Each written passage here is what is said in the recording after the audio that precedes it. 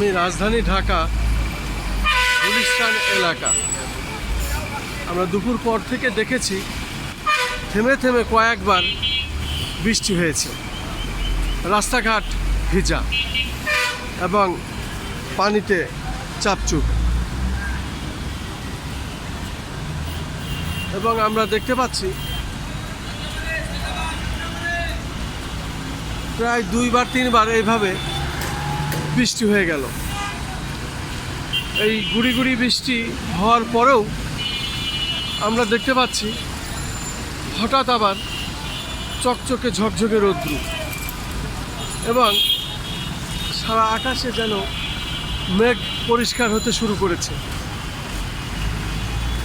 এই বৃষ্টি আবার এই রৌদ্র, আমি রাজধানী ঢাকার চিত্রটি দেখানোর চেষ্টা করছি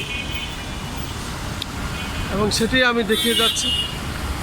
আমি দেখতে পাচ্ছি রাজধানী ঢাকা মূলত সবসময় ব্যস্ততম। এখানে সমস্ত পরিবহনের ভিড় এবং মানুষের ভিড় লেগেই থাকে। এটা রাজধানী ঢাকার একটি চিরচারিত নিয়ম এবং সেই নিয়মের মধ্যেই আমি আছি।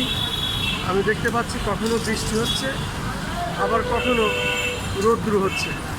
আমি বৃষ্টির দৃশ্য ধারণ করেছি, আবার এখন রৌদ্র হচ্ছে, সেই রৌদ্রের দৃশ্য আমি ধারণ করছি।